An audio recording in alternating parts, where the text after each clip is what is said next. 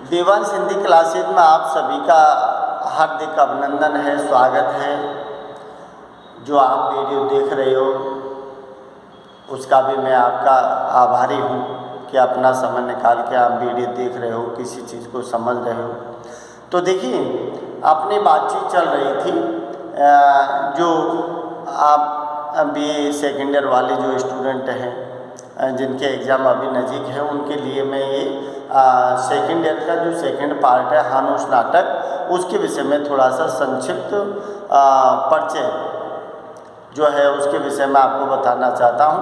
तो मैं कल 2 वीडियो बनाई थी और 2 वीडियो में मैं हानुस जो नाटक है उसका लेखक भीष्म साहनी है, उनका परिचय, उनका काव्य रचनाएँ, वो सारे कुछ मैं बता चुका हूँ।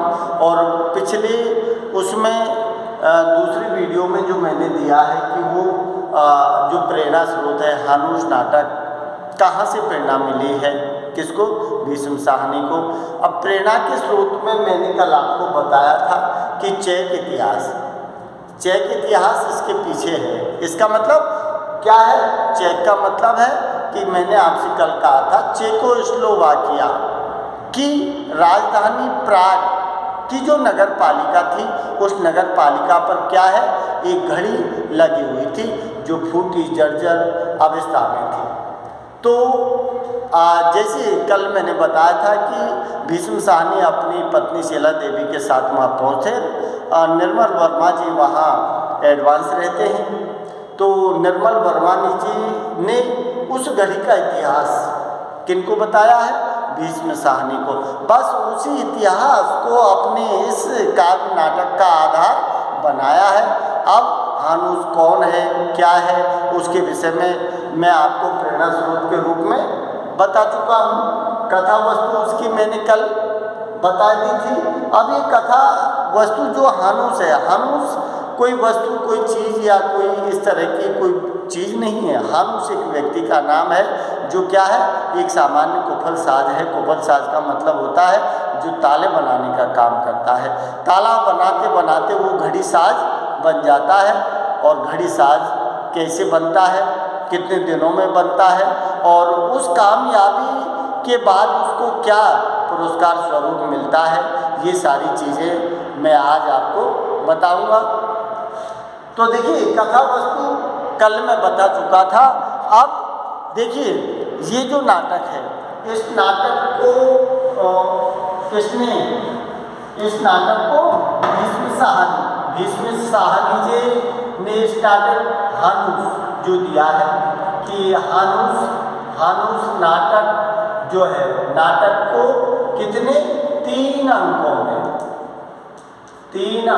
में क्या किया है, विभाजित किया है। 3 अंकों में विभाजित किया है इसको, 3 अंकों में। तो पहला अंक जो है, मैं कल की वीडियो जो बनी थी उसमें पूरी वार्तालाप कर चुका हूँ।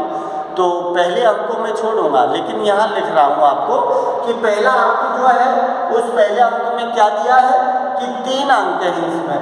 जिसमें पहला अंक क्या है, जिसमें दिया है कात्या, क्या दिया है, पादरी, क्या दिया है, हानुस। कात्या, पादरी, हानुस का क्या दिया है, वार्तालाप का मतलब क्या है, संवाद दिया है। ये किसमें है, ये पहले प्रथम अंक में ये चीज़ें हैं, ये ध्यान रखना। अब संवाद आपको देना है, तो जैसे कात्या का नाम है, पादरी का नाम है, हानुस का नाम है, और भी जो पात्र हैं जिसमें एमिल है, जैकब है, यांका है, जान है, हुसाक है, और जॉर्ज व्यापारी है, बूढ़ा लोहार है। क्योंकि जब तक पात्रों की स्थिति आपको पता नहीं होगी, जब तक आप संवाद नहीं कर सकते। तो पूरा कल में 3 पात्र, क्योंकि संवाद वार्तालाप जो होता है हमेशा 2 व्यक्तियों के बीच में होता है। तो इसका जो वार्तालाप संवाद शैली से ही इसका प्रारंभ किया है। उस वार्तालाप में क्या दिया है, कात्या, पादरी, हानुस का वार्तालाप जो है उसको दिखाया है। तो ये अब संवाद कब होगा, वार्तालाप कब होगी, जब आप उनका प्रत्येक का नाम लिखोगे। पादरी, हानूस, कात्यायंका, जैकब, एमिल, बुड्ढल, वहाक, और उनके आगे क्या क्या लिखा है, उसमें किसने क्या क्या बात कही है, वो इन तीनों पात्रों के माध्यम से मैंने कल 4-5 जो पॉइंट थे वो विद कोटेशन के मैंने बोलकर बताए थे। तो पिछली वीडियो है उसमें आप देख लेना। अब मैं दूसरा पॉइंट जो है वहाँ से चालू करता हूँ इसको, जिसमें क्या दिया है, दूसरा जो पॉइंट है उसमें क्या दिया है, कलाकार। कलाकार की क्या दिया है, सृजनात्मक शक्ति। सृजनात्मक शक्ति एवं क्या दिया है, कला चेतना। कला चेतना, ये इसका दूसरा अंक है। ये क्या है, इसका दूसरा अंक है, ध्यान रखना। और तीसरा अंक क्या है, कलाकार की क्या दिया है, आंतरिक पीड़ा। आंतरिक पीड़ा, ये तीसरा अंक है इसका। ये क्या है, ये तीसरा अंक है। ये तीसरा अंक है। और ये कौन सा है, ये दूसरा अंक है। ये दूसरा अंक है, बस किसमें बांटा है। और ये क्या है, ये पहला अंक है। ये पहला अंक है। ध्यान रखना, आपका जो नाटक है हानूस, वो कितने अंकों में विभाजित है, 3 अंकों में। और 3 अंक कहाँ से शुरू होता है, पहला अंक जो शुरू हुआ है जिसमें कात्या, पादरी, हानूस और जो पात्र उनकी वार्तालाप दिखाई गई है, उसके बाद में जो हानूस कलाकार है उस कलाकार की सृजनात्मक शक्ति और कला चेतना के विषय में प्रभाव दिखाया है। और तीसरा जो दिया है, कलाकार की आंतरिक पीड़ा।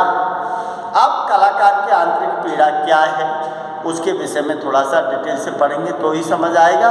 तो देखिए, ये 3 पॉइंट हैं, इसको पूरे को सारांश रूप में देने के लिए अब देखिए अब अपन बात करते हैं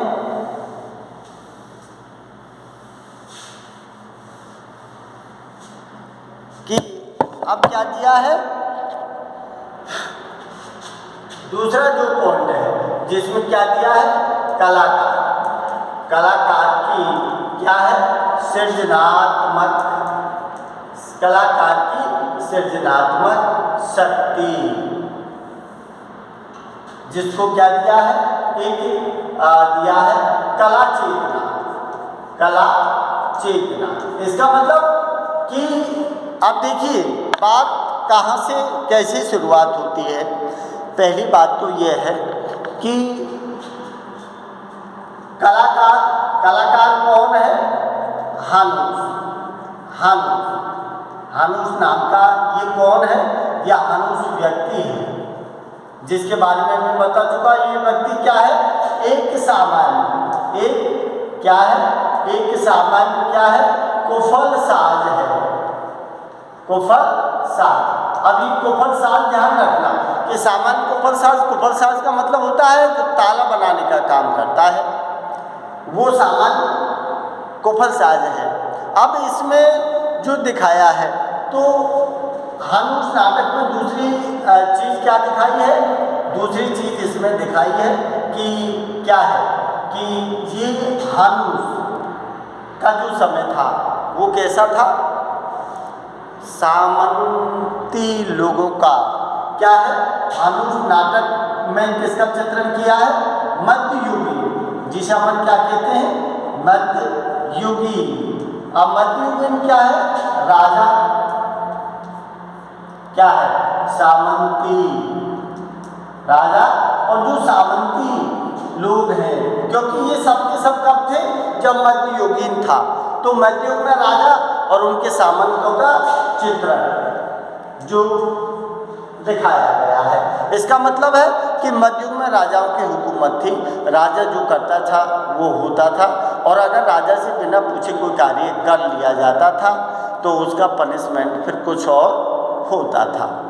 इस तरह की बातें इसमें दिखाई हैं। और दूसरी चीज दिखाइए इसमें क्या दिया है, कलाकार। तीसरी चीज क्या है कि कलाकार, कलाकार की अदम्य क्या दिया है, अदम्य, जिसे अपन कहते हैं जिजीविषा, अदम्य जिजीविषा। और अकुलाहट क्या चीज है, अकुलाहट, अदम्य जिजीविषा और अकुलाहट। और क्या दिया है कि उसकी हानुस, हानुस की क्या दिखाइए, दयनीयता, दयनीयता। और क्या है, निधि, क्या दिया है, निरीहिता, दयनीयता और निरीहिता। और फिर क्या दिया है, उस हानुस, हानुस के परिवार, हानुस का जो परिवार है उस हानुस के परिवार के तनाव, तनाव का क्या दिया है, तनाव का चित्रण भी इसमें किया गया है, कि उसके तनाव का चित्रण भी इसमें किया गया है। और क्या दिया है कि मध्ययुगीन बात हो रही है, तो मध्ययुगीन में क्या है, जैसे दिया है कि क्या होता है, जैसे राजसत्ता, राजसत्ता। अब ये राजसत्ता क्या है, जिसे अपन कहते हैं राजनीति, राजनीति, ठीक है। राजसत्ता, एक इसमें क्या दिखाइए, धर्म सत्ता, एक क्या दिखाइए, धर्म सत्ता। और एक चीज क्या दिखाइए, सामाजिक संघर्ष, सामाजिक संघर्ष, सामाजिक संघर्ष। अरे ये तीन चीज हैं, एक तो राजसत्ता है, एक धार्मिक सत्ता है, और एक कौन है, सामाजिक संघर्ष।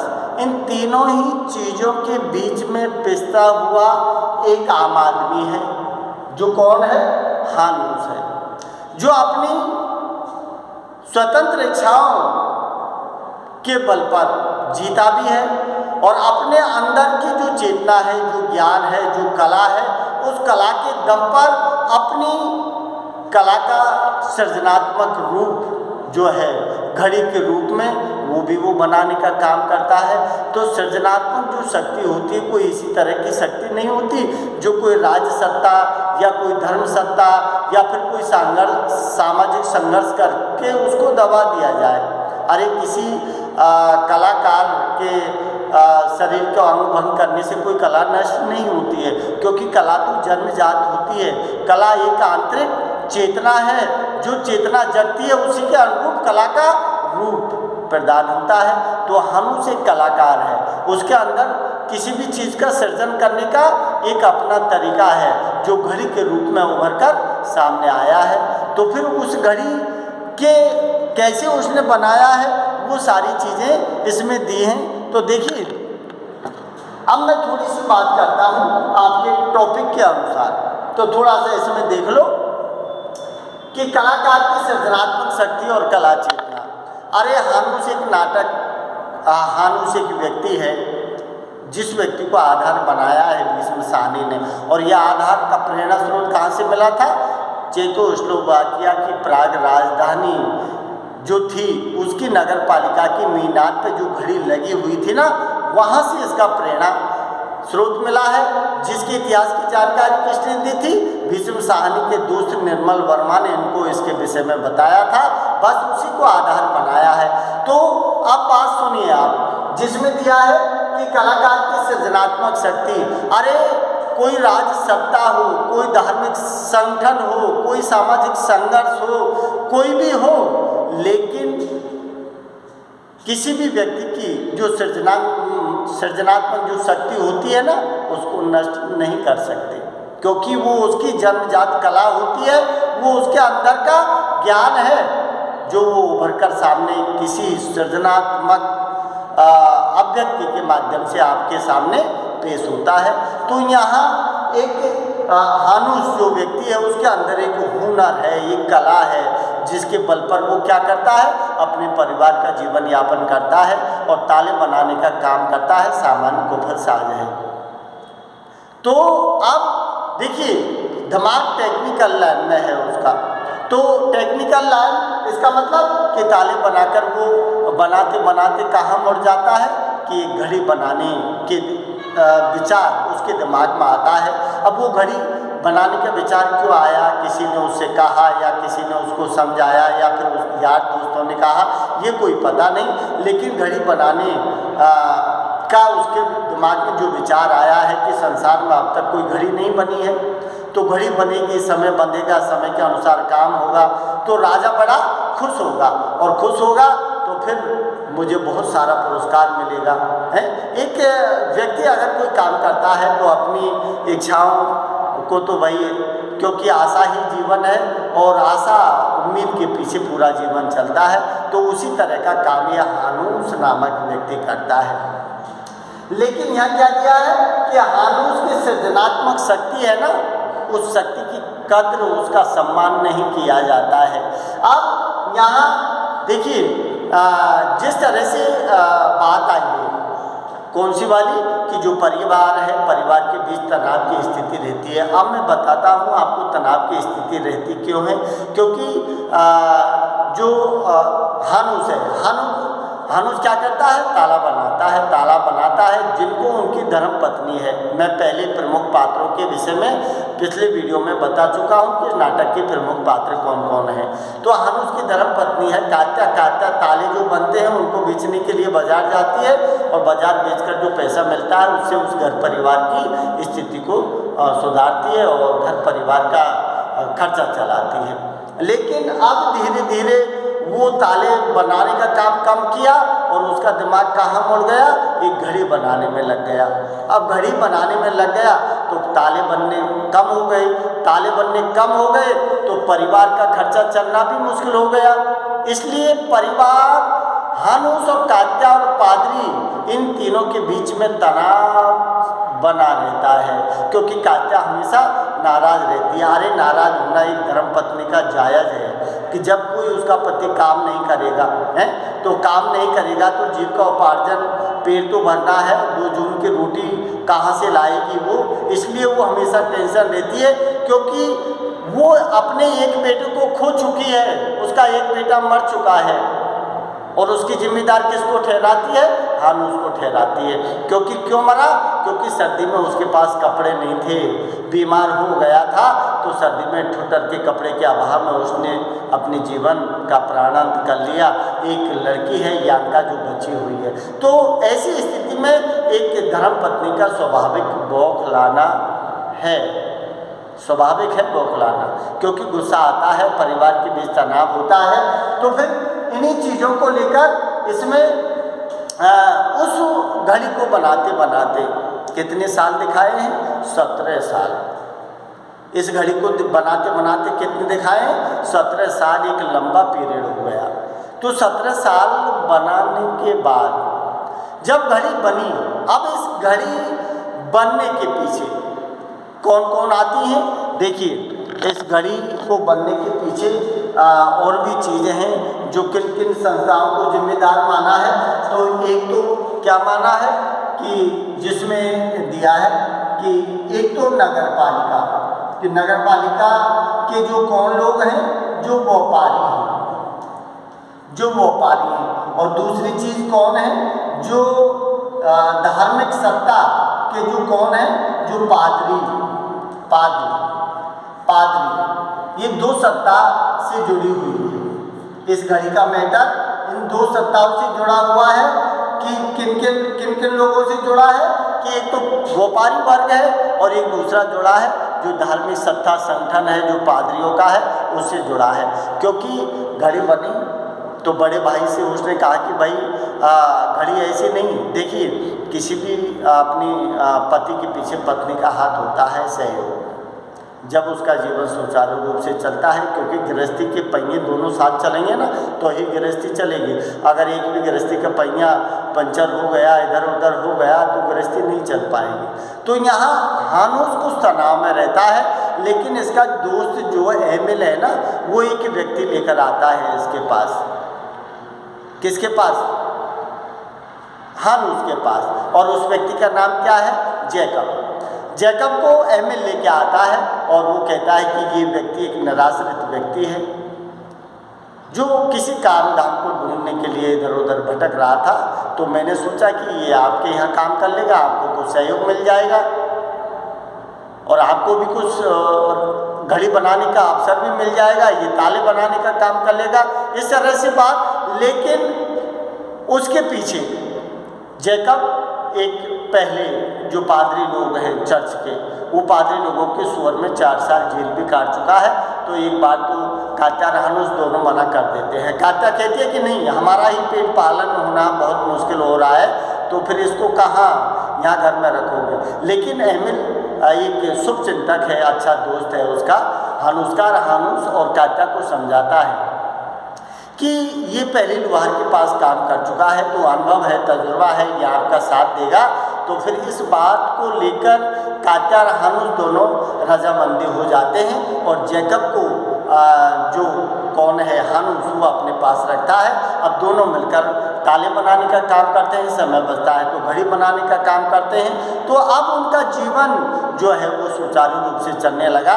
ताले बनते, कात्या उनको लेकर बाजार जाती, बेचकर अपने घर का काम चलाती। तो अब जो हानुस और कात्या के बीच का जो टूनिंग मतभेद था वो भी समाप्त हो गया और कात्या बराबर उसको साथ देने लगी। तो अब वो घड़ी बनाने में लगा है और घड़ी बनते बनते कितने साल हो गए, 17 साल हो गए। लेकिन घड़ी, कात्या ने कहा कि अब तुम घड़ी बनाओ, तो हानुस खुश हो गया और हानुस ने बड़े भाई से कहा कि भाई साहब घड़ी तो मैं बनाऊं, लेकिन पैसे का अभाव है, पैसे के बगैर घड़ी बनेगी कैसे। तो पादरी ने प्रारंभिक रूप में 500 रुपये लेकर धार्मिक संस्था से अपने भाई को उपलब्ध करा दिया, उसने घड़ी का काम चालू कर दिया। लेकिन 500 रुपये से घड़ी कहाँ बनती है, उसमें बहुत खर्चा आने वाला था। तो दूसरी बार जब हानुस ने कहा कि भाई मैंने आपसे कहा था कि और पैसों का क्या हुआ, घड़ी अभी बनी नहीं है, तो फिर पादरी कहता है कि भाई उन लोगों ने मना कर दिया। तो मना कर दिया तो फिर एकदम डिप्रेशन में आ जाता है हानुस कि घड़ी कैसे पूरी होगी, क्योंकि उसके तो धुन सवार थी घड़ी बनाने की। तो उसका जो एमिल दोस्त है उसने कहा कि आप चिंता मत कीजिए, व्यापारी वर्ग है ना, वो सारे लोग मेरे जानकार हैं। तो व्यापारी लोगों से एमिल ने कहा और नगर पालिका के व्यापारी लोगों ने एक जिसे कहते हैं क्या दिया है, उसकी दयनीयता और उसकी जो गरीबीपन है उसको देखकर नगर पालिका के लोगों ने हर महीने वजीफा के तौर में 500 रुपये देना स्वीकार किया और हर महीने 500 रुपये भी देते थे उसको, जिससे उसकी घड़ी बनकर तैयार हुई। अब देखिए कि घड़ी जैसे भी तैयार हुई तो यहाँ क्या क्या है, कलाकार की सृजन शक्ति। अरे कलाकार के अंदर वो सृजन शक्ति थी जिसने अपनी घड़ी को 17 साल में जाके बना दिया, चुप नहीं पड़ा। क्योंकि हिम्मत करने जिनके जो हिम्मत करते हैं, हौसले बुलंद होते हैं ना, वो अपनी मंजिल को पा जाते हैं। तो हिम्मत करने वालों की कभी हार भी नहीं होती है। तो हानुस ने 17 साल में आखिरकार घड़ी को बना दिया, क्योंकि उसके अंदर की कला चेतना पूर्ण रूपेण सक्रिय थी, हिम्मत नहीं आ रहा था वो। अब जब घड़ी बनकर तैयार हो गई तो फिर समस्या क्या उत्पन्न हो गई। अरे समस्या ये हो गई कि अब जो 3 संगठन दिखाए हैं, कौन कौन से, एक तो राजसत्ता, एक धार्मिक संगठन और एक दिखाया है सामाजिक संघर्ष। तो सामाजिक संघर्ष, राजसत्ता, धार्मिक संगठन, इन तीनों के बीच में अब बात ये आ गई कि भाई आखिरकार जो घड़ी बनाई है हानुस ने, उस घड़ी को लगाया कहाँ जाएगा। तो अब इसमें जो व्यापारी वर्ग है, व्यापारी वर्ग ने अपने एक शुरुआत में तो उसकी क्या दिया है कि उसकी दयनीयता निरीहता को देकर पैसा दिया था, लेकिन अब वो दावे करने लगे हैं कि पैसा हमने दिया है तो घड़ी का हक हमारे है। इधर जो कौन है, जो व्यापारी वर्ग है, जिनमें एक कौन है, जान है, एक होसाट है, नहीं क्या, और जो लोग हैं एक जॉर्ज है। तो सभी व्यापारी बात करते हैं कि अरे भाई उसका बड़ा भाई पादरी है, धार्मिक संगठन का आदमी है, तो घड़ी चर्च पर लगेगी। एक कहता है कि न तो घड़ी नगर पर लगेगी न चर्च पर लगेगी, घड़ी वहाँ लगेगी जहाँ राजा चाहेगा, राजा के महल पर लगेगी। तो जान कहता है कि यार घड़ी राजा के महल और नगर पालिका और चर्च पे क्यों लगे? घड़ी का असली हकदार तो कौन है? हानूस है। हानूस के घर लगनी चाहिए घड़ी। लेकिन जो तीनों ही संगठन अपने अपने स्वार्थ साधने में लगे हुए, अब तीनों ही संगठनों के बीच पिसा कौन है? एक आम आदमी, हानूस। क्योंकि देखिए, राजनेता, राजनीति, इनके बीच में पिसती कौन है? जनता। बात कौन सी दिखाई है? अरे मध्ययुगीन राजाओं का चित्रण, सामंती जो जीवन है, लेकिन वो सामंती जीवन कैसे आम आदमी, गरीब आदमी के ऊपर भारी पड़ता है, उस चीज़ को इसमें दिखाया गया है। तो मध्ययुगीन सामंती जीवन का चित्रण किया गया है। राज सत्ता, धार्मिक संगठन और सामाजिक संघर्ष, उनके बीच में पिसता हुआ एक आम आदमी, हानूस नामक व्यक्ति का चित्रण किया है।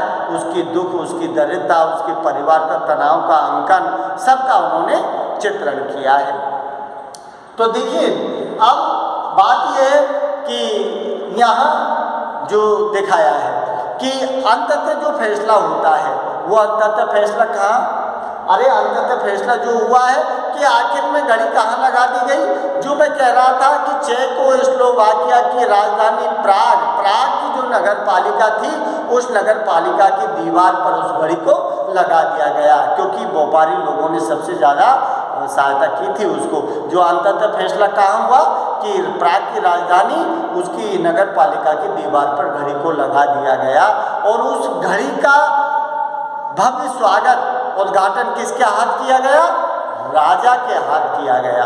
और क्योंकि राजा से भी व्यापारी वर्ग स्वार्थ साधना चाहते थे, क्योंकि व्यापारी वर्ग को राज दरबार में स्थान नहीं था, इसलिए वो अपने स्वार्थ को साधने में लगे हुए थे कि राजा यहाँ आएगा, हम स्वागत करेंगे, हमारी थोड़ी